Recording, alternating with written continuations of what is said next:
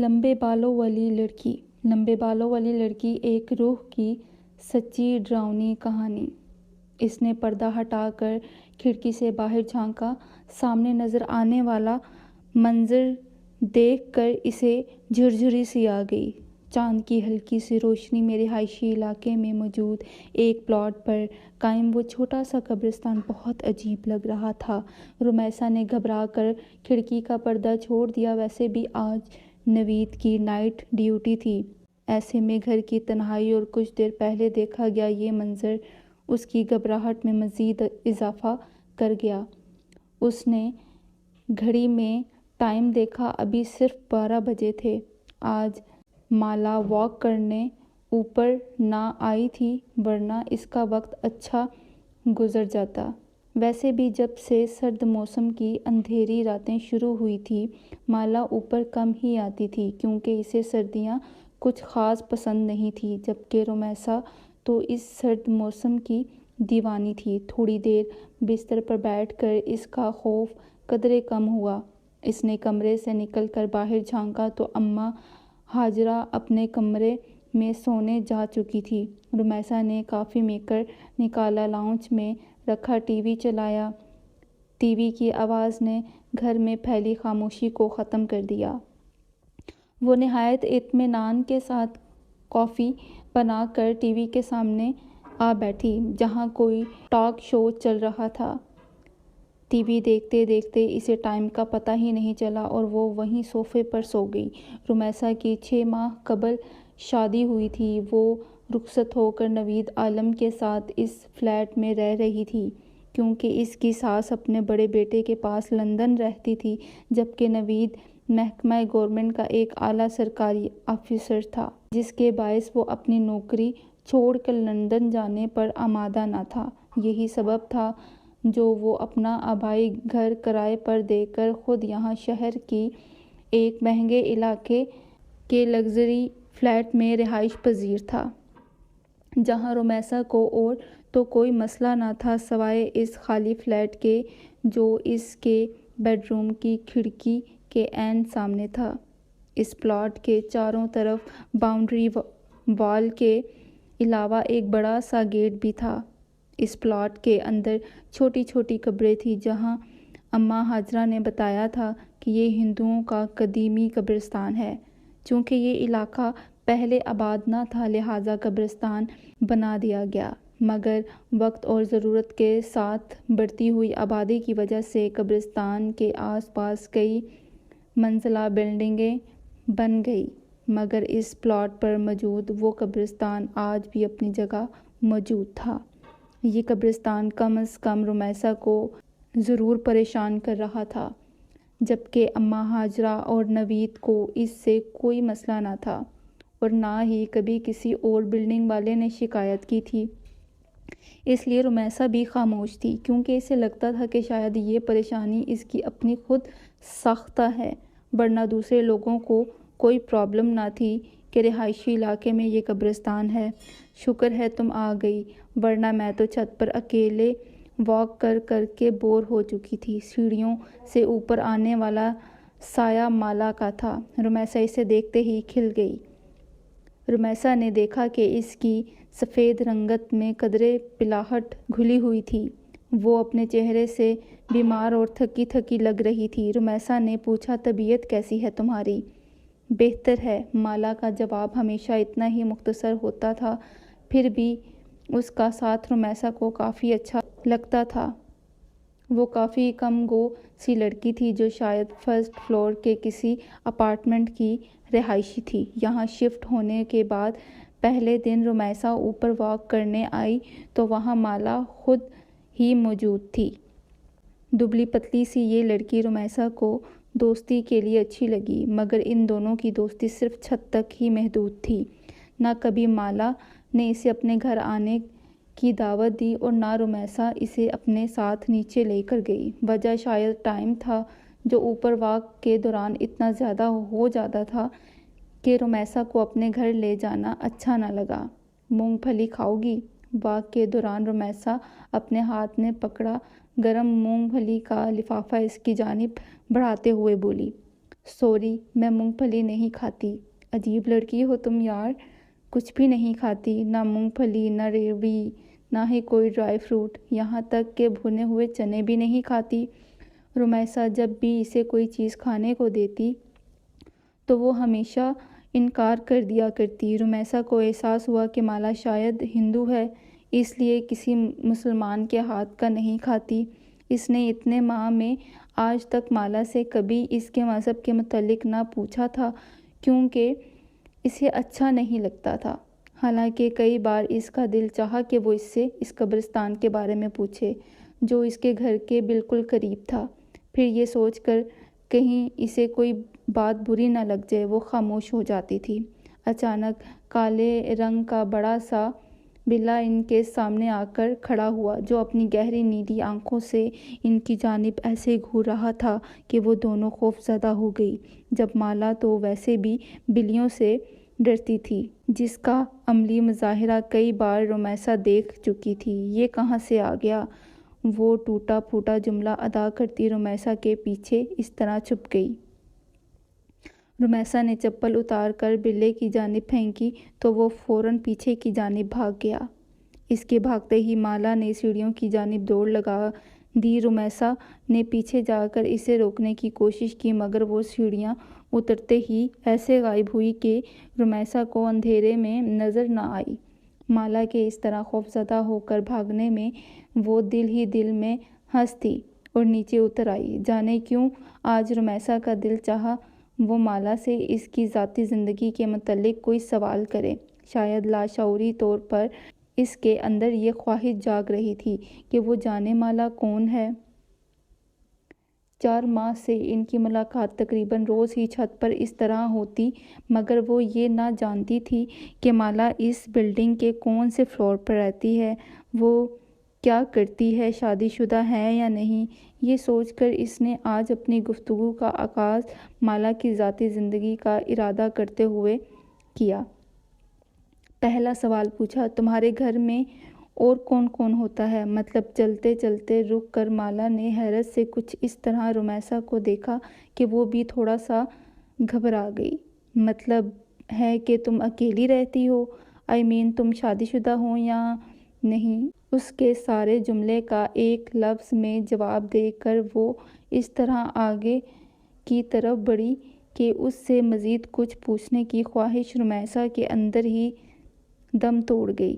وہ بولی، میں فرسٹ فلور فلیٹ نمبر 103 میں رہتی ہوں۔ رمیسا کے خاموش ہوتے ہی شاید مالا کو اپنی غلطی کا احساس ہو گیا کہ اس لیے وہ پلٹ کر اس کی جانب آتے ہوئے آہستہ سے بولی، اسی ٹائم آسمان پر زور سے بجلی چمکی، ساتھ ہی بادل گڑگڑانے کی آواز جیسے ہی مالا نے سنی وہ بچوں کی طرح گھبرا گئی۔ رمیسا نے دیکھا خوف سے اس کی رنگت زرد پڑ گئی تھی۔ وہ بولی، مجھے بارش بالکل اچھی نہیں لگتی، بہت ڈر لگتا ہے۔ بارش میں بھیگنے سے ایسے محسوس ہوتا ہے جیسے میرا سارا جسم جل رہا ہے۔ پانی کی بوندیں مجھے آگ کی طرح محسوس ہوتی ہیں۔ آپ کو پتہ ہے آگ میں جلنا کتنا ہولناک ہوتا ہے؟ اس کا تصور ہی میرے سارے جسم پر کپ کپی طاری کر دیتا ہے۔ آج پہلی بار رمیسا نے اس کو اتنا بولتے سنا تھا، مگر وہ کیا کہہ رہی تھی رمیسا بالکل سمجھ نہ پائی۔ اس کی زبان سے نکلنے والے بے ربط جملے، کبھی کبھی تو رمیسا کو ایسا محسوس ہوتا تھا جیسے وہ پاگل ہے۔ جیتے جی خود کو آگ میں جلتے دیکھنا، خوبصورت جسم کا آگ کی شعلوں کی نذر ہو جانا، کبھی دیکھا ہے آپ نے؟ اسی پل بادل ایک بار پھر سے گرجے۔ مالا اس کا جواب سنے بغیر سیڑھیوں کی جانب بھاگی، جبکہ پیچھے کھڑی رمیسا میں اتنی ہمت نہ ہوئی کہ آواز دے کر وہ مالا کو روک سکے۔ 1 ہفتے سے زیادہ ہو گیا تھا مالا چھت پر نہ آئی تھی۔ ویسے بھی پچھلے ہفتے سے بارشیں ہو رہی تھی، کیونکہ وہ اور بہت ساری چیزوں کی طرح بارش سے بھی ڈرتی تھی، اس لیے وہ اوپر نہ آئی تھی۔ مگر اب 2 دن سے بارش بالکل ختم ہو گئی تھی، پھر بھی وہ اوپر نہیں آئی۔ جب شام میں نوید کے ساتھ باہر جاتے ہوئے اس نے بے اختیار رک کر فلیٹ نمبر 103 پر نظر ڈالی، جہاں بڑا سا تالا اندھیرے میں بھی نظر آ رہا تھا۔ اس کا مطلب یہ ہوا کہ وہ کہیں گئی ہوئی ہے۔ یہ سوچ کر وہ نیچے اتر گئی اور پھر گاڑی میں بیٹھتے ہوئے اس نے پہلی بار نوید سے مالا کا ذکر کیا۔ کیا وہ لڑکی ہندو ہے؟ کیونکہ نام سے تو وہ ایسا ہی لگ رہا ہے۔ پتہ نہیں، میں نے کبھی پوچھا نہیں، مگر شاید وہ فلیٹ نمبر 103 میں رہتی ہے۔ وہ کافی دنوں سے اوپر نہیں آئی۔ Flat number 103؟ نوید نے حیرت سے دہرایا۔ تمہیں شاید غلط فہمی ہوئی ہے، کیونکہ وہاں تو کوئی بھی نہیں رہتا۔ وہ فلیٹ ایک لمبے عرصے سے خالی ہے۔ اچھا، پھر ہو سکتا ہے مجھے سننے میں غلطی ہوئی ہو۔ نوید وہاں پچھلے 1 سال سے رہ رہا تھا، اس لیے وہ رمیسا کے مقابلے میں بہتر جانتا تھا کہ آس پڑوس میں کون کون رہتا ہے۔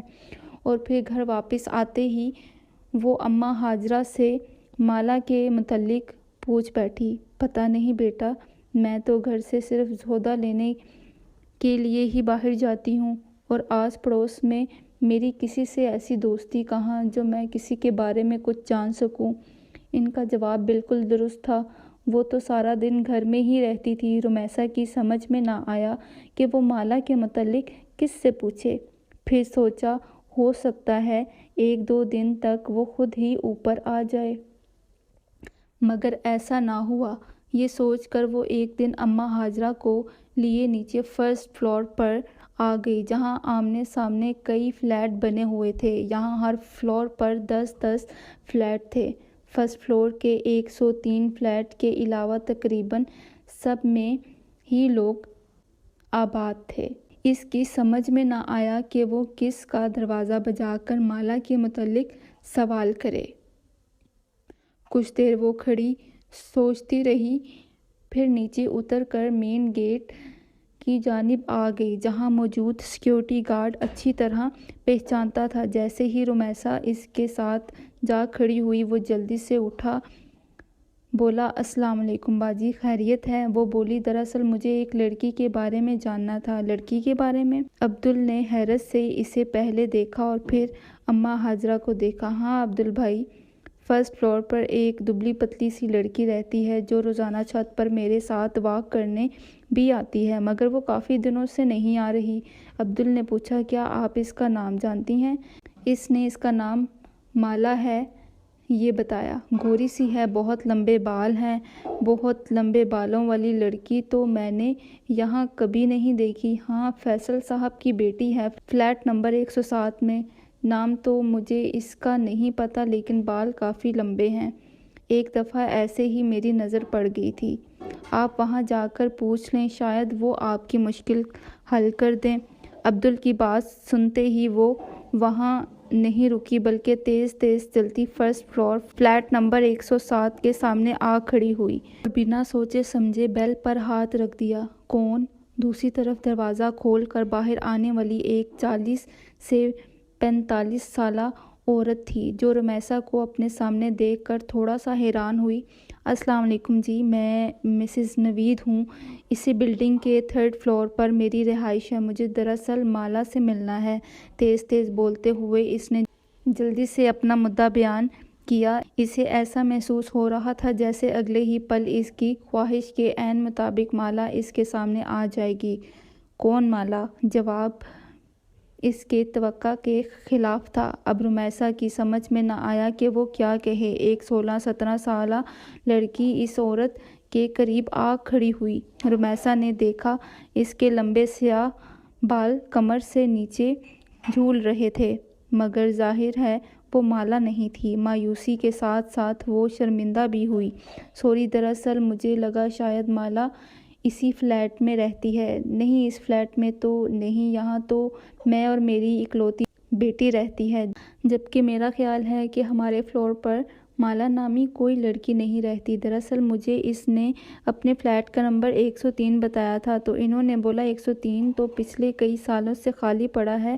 بہت سال پہلے یہاں ایک فیملی آباد تھی، پھر ان کے ساتھ ایک ایسا حادثہ ہوا کہ وہ لوگ یہ گھر چھوڑ کر چلے گئے، دوبارہ یہاں کوئی نہیں آیا۔ دروازے پر کھڑے کھڑے اس خاتون نے رمیسا کو تفصیل بتانا شروع کر دی۔ نہ چاہتے ہوئے بھی رمیسا پوچھ بیٹھی، کون سا حادثہ؟ وہ خاتون بولی، سنا ہے ان کی جوان بیٹی کہیں اچانک غائب ہو گئی تھی۔ بہت تلاش کیا مگر وہ نہ ملی۔ شاید بدنامی سے بچنے کے لیے اس کے ماں باپ یہ گھر چھوڑ کر چلے گئے، لیکن ان کے جانے کے بعد دونوں کچھ دنوں بعد فلیٹ سے اٹھنے والی بدبو نے سب کو اپنی جانب متوجہ کر لیا۔ جب پولیس تالا توڑ کر اندر داخل ہوئی تو ایک نوجوان لڑکی لاش پڑی تھی۔ اس کی بدبو نے پورے محلے کو اپنی لپیٹ میں لیا ہوا تھا۔ بولتے بولتے وہ خاتون ایک پل کے لیے خاموش ہو گئی۔ رمیسا نے پلٹ کر فلیٹ نمبر 103 کے دروازے پر نظر ڈالی مگر لڑکی تو غائب ہوئی تھی، پر پھر لاش گھر سے کیسے ملی؟ رمیسا نے حیرت سے سوال کیا۔ یہی بات تو آج تک کسی کی سمجھ میں نہیں آئی کہ آخر وہ مرد عورت کون تھے۔ کیا واقعی وہ اس لڑکی کے ماں باپ تھے جو اپنی بیٹی کی لاش کو اس طرح فلیٹ میں چھوڑ کر بھاگ گئے؟ پولیس کا خیال تھا شاید وہ لڑکی واپس آ گئی تھی جسے اس کے باپ نے غیرت کے نام پر قتل کر دیا ہوگا اور لاش کو گھر میں چھوڑ کر بھاگ گئے۔ اف، اس قدر سفاکی! رمیسا نے خوف سے جھرجھری لی۔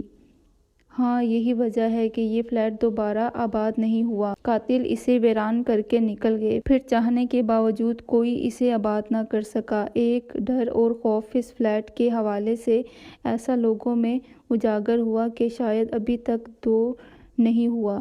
ارے، میں یہاں کھڑے کھڑے ہی سب باتیں کر رہی ہوں، آپ اندر تو آئیں۔ شاید اس عورت کو احساس ہو گیا تھا کہ پچھلے آدھے گھنٹے سے وہ رمیسا کے ساتھ دروازے پر ہی کھڑی تھی۔ نہیں شکریہ، اب میں جاؤں گی، میرے میاں کے گھر آنے کا وقت ہو گیا ہے۔ معذرت کرتی ہوں۔ رمیسا اوپر آ گئی اور پھر کئی دن لگ گئے رمیسا کو وہ کہانی بھلانے میں جس کے مطابق فلیٹ سے جو جوان لڑکی کی بدبو والی لاش ملی تھی، اور شاید اس کے اس طرح مارنے میں سگے باپ کا بھی ہاتھ تھا۔ دنیا اتنی ظالم ہوتی ہے، یہ بات اسے چند گھنٹے پہلے ہی پتہ چلی۔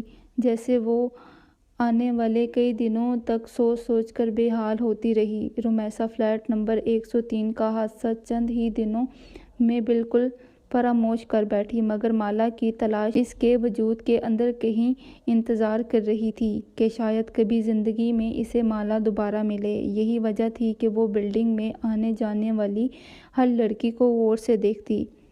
کبھی جو کسی ڈپارٹمنٹل اسٹور میں جانا ہوتا تو اس کی متلاشی نگاہیں مالا کو کھوجتی رہتی۔ سڑک سے گزرنے والی ہر لڑکی میں وہ مالا کو تلاشتی، مگر مالا نہ جانے کہاں گم ہو گئی تھی۔ جو ہر بار رمیسا کی تلاش کو ناکامی کا منہ دیکھنا پڑتا تھا۔ اس کی تلاش مالا کے ساتھ لگن اتنی سچی تھی کہ ایک دن وہ اس میں کامیاب ہوگی، مگر ایسی کامیابی جس کے بعد کئی سال رمیسا کا یہ دل سوچ کر کانپتا رہا کہ اس نے مالا کی تلاش کی اتنی کوشش آخر کیوں کی۔ وہ جاتی سردیوں کی ایک شام تھی۔ اماں ہاجرہ کو صبح سے ہی نزلہ زکام نے جکڑ رکھا تھا، جس کے باعث وہ اپنی چارپائی پر رضائی اوڑھے پڑی تھی۔ نوید عالم آفس کے کسی کام کے سلسلے میں کل کوئٹہ گیا ہوا تھا اور اس تنہائی میں رمیسا کا دل بے حد گھبرا رہا تھا۔ 2 گھنٹے اس نے لاہور اپنی امی جان اور بہن سے بات کی، پھر جیسے ہی فون بند کیا اسے ایسا محسوس ہوا جیسے کوئی بیرونی دروازے کے پاس سے گزر کر اوپر جانے والی سیڑھیوں کی جانب بڑھا۔ اس کا اندرونی لکڑی کا دروازہ کھلا تھا، جبکہ اس کے باہر موجود گرل کو وہ ہمیشہ اندر سے لاک رکھتی تھی۔ تنہائی میں ابھرنے والے تجسس کے ہاتھوں مجبور ہو کر اس نے گرل کے باہر جھانکا۔ ایک بہت لمبے بالوں والی لڑکی تیز تیز اوپر سیڑھیاں چڑھتی جا رہی تھی۔ رمیسا کو لگا کہ وہ مالا ہے۔ وہ جلدی سے اپنا دوپٹہ اوڑھے اس لڑکی کے پیچھے لپکی تو اوپر چھت پر جا کر غائب ہو چکی تھی۔ رمیسا تیزی سے سیڑھیاں چڑھتی اوپر آئی۔ سرِ شام ہی چھت پر اندھیرا چھایا ہوا تھا۔ آخری سیڑھی پر قدم رکھ کر رمیسا نے جیسے ہی سیڑھیوں کے قریب موجود بلب آن کیا، اس کی روشنی پوری چھت پر پھیل گئی۔ مالا، مالا! اوپر چڑھتے ہی اس نے آواز لگائی۔ اس کی آواز پر کسی نے کوئی جواب نہ دیا۔ رمیسا نے تھوڑا مزید آگے بڑھ کر دیکھا، چاروں طرف ایک ہو کا عالم تھا، چھت بالکل خالی پڑی تھی۔ وہ ایک دم گھبرا کر واپس پلٹی تو اس کا پاؤں ایک کالے بلے سے ٹکرا گیا جو ہمیشہ مالا کو خوفزدہ کر دیتا تھا۔ بلے نے بلبلا کر رمیسا کی جانب دیکھا، اس کی چمکتی موٹی کانچ جیسے آنکھوں میں جانے کیا تھا کہ رمیسا ایک خوفزدہ ہو کر نیچے بھاگی۔ کانپتے ہاتھوں سے گرل کا لاک کھولا تو سامنے ہی اماں ہاجرہ کھڑی تھی۔ بیٹا تم کہاں چلی گئی تھی؟ نوید صاحب کا فون آیا تھا، تمہاری خیریت پوچھ رہے تھے، انہیں فون کر کے جواب دے دو۔ بات کرتے کرتے اماں ہاجرہ کو احساس ہوا کہ رمیسا کچھ گھبرائی ہوئی ہے۔ کیا بات ہے بیٹا، سب خیر تو ہے؟ جواباً رمیسا کچھ دیر قبل والا سارا واقعہ سنا دیا، جسے سنتے ہی اماں ہاجرہ نے اس کی طرف دیکھتے ہوئے کہا، میری بات مانو تو بیٹا اس لڑکی کو بھول جاؤ، کیونکہ مجھے ایسا محسوس ہو رہا ہے جسے تم نے اسے اپنے حواسوں پر پوری طرح سوار کر لیا ہے، وہ تمہارے خیالوں سے نکل کر ایک شکل میں ڈھل گئی ہے جو تمہیں ہر وقت یہاں وہاں دکھائی دے رہی ہے۔ میرا خیال ہے اماں آپ درست کہہ رہی ہیں، رمیسا نے ایک گہری سانس لیتے ہوئے کہا، مجھے شاید وہم ہوا تھا کہ کوئی اوپر گیا ہے، بلا وجہ ہی اوپر بھاگی، شاید دماغ خراب ہو گیا ہے اور رات کے کھانے تک وہ شام کا واقعہ بالکل بھول چکی تھی۔ کھانا کھا کر اس نے نوید سے فون پر بات کی، پھر کافی بنا کر ٹی وی کے سامنے آ بیٹھی۔ جب اسی پل باہر ہلکی ہلکی بارش شروع ہو گئی۔ رمیسا کافی کا کپ لے کر اپنے کمرے میں موجود کھڑکی کے سامنے آ گئی۔ ابھی اس نے پردہ ہٹا کر باہر دیکھا ہی تھا کہ اسے محسوس ہوا سامنے قبرستان کے بیچوں بیچ کوئی کھڑا ہے۔ وہ جلدی سے کھڑکی کی آڑ میں ہو گئی، شاید کوئی چور یا ڈاکو تھا، یا پھر کوئی غریب کچرا چننے والا بچہ جو شاید بارش سے پناہ لینے کے لیے رات کے اس پل قبرستان میں داخل ہوا تھا۔ ایسے ہی وقت گزاری کے طور پر رمیسا اسے دیکھ رہی تھی۔ جب وہ سایہ آہستہ آہستہ چلتا ہوا قبرستان سے باہر نکل آیا، رمیسا نے دیکھا وہ ایک لڑکی تھی جو دھیرے دھیرے چلتی روڈ پر لگے پیلے بلب کے نیچے آ کھڑی ہوئی۔ لمبے سیاہ بال اس کی پشت پر پھیلے تھے۔ وہ یقیناً مالا تھی، جو کہ رمیسا کا وہم ہرگز نہیں تھا۔ اس نے جلدی سے کھڑکی کھول کر نیچے جھانکا تاکہ مالا کو آواز دے کر اپنی طرف متوجہ کر سکے، لیکن اس کے آواز دینے سے قبل ہی مالا نے بجلی کے کھمبے کے پاس کھڑے ہو کر اوپر دیکھا۔ اتنی دور سے بھی رمیسا کو لگا کہ مالا اس کو دیکھ کر مسکرا رہی تھی۔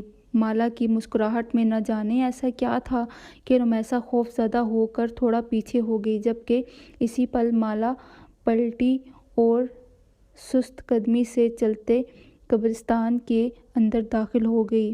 اس کے اندر داخل ہوتے ہی فضا میں پھیلا اندھیرا مزید گہرا ہو گیا۔ رمیسا نے آنکھ پھاڑ کر چاروں طرف دیکھا، وہ قبرستان بالکل خالی تھا۔ اف میرے خدا!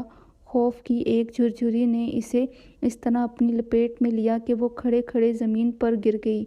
زمین پر گرتے وقت مالا کے الفاظ اس کے کانوں میں گونج رہے تھے، بارش کی بوندیں میرے جسم پر آگ کی طرح برستی ہیں۔ تم نے کبھی کسی کو جلتے ہوئے دیکھا ہے؟ جلنے کی تکلیف اور اس کے ساتھ رمیسا بے ہوش ہو گئی۔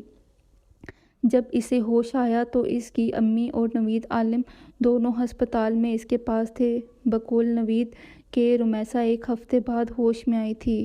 وہ کیوں بے ہوش ہوئی تھی یہ چاہ کر بھی کسی کو نہ بتا سکی، مگر اس کی حالت کے پیش نظر بغیر اس کے کہے اپنا گھر تبدیل کر لیا، اور زندگی میں دوبارہ وہ کبھی اس طرف نہ گئی جہاں آخری بار اس نے مالا کو دیکھا تھا۔ مالا کون تھی؟